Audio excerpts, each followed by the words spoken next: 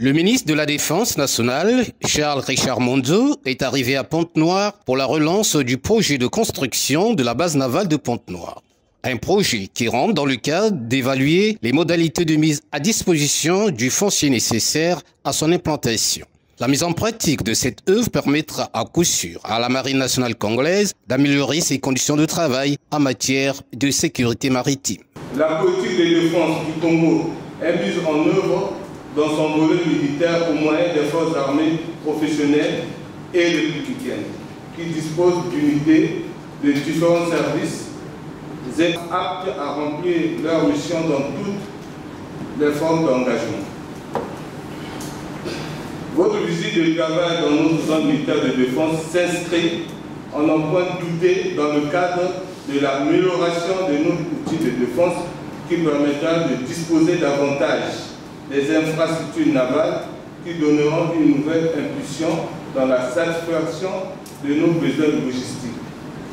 Au cours de la séance de travail relative à cette relance, une projection de la vidéo sur la situation des emprises foncières réservées au projet de construction du centre de formation au métier de la navigation maritime a été faite. Cela a rassuré le ministre de la Défense nationale sur l'intérêt capital que le gouvernement congolais accorde à la protection de la façade maritime. Le Congo veut sauvegarder, protéger sa façade maritime. La façade maritime, c'est d'abord les routes maritimes. La façade maritime, c'est toute l'économie qui se met en place à travers la mer. Le pétrole, la pêche, la protection de l'environnement, ainsi qu'il suit. Au niveau des forces armées, pour nous, le talent d'Achille, c'est que la marine puisse jouer son rôle dans cet équilibre à mettre en place.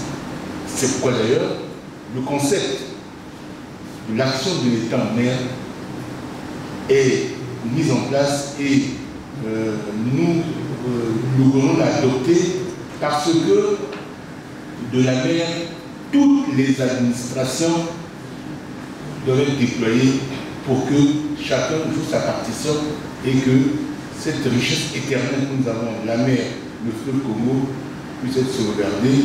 La descente sur le terrain au bord du littoral a permis au ministre et sa suite de toucher du doigt le périmètre où sera érigée la prochaine infrastructure navale qui jouera un rôle prépondérant dans les actions de l'État en mer.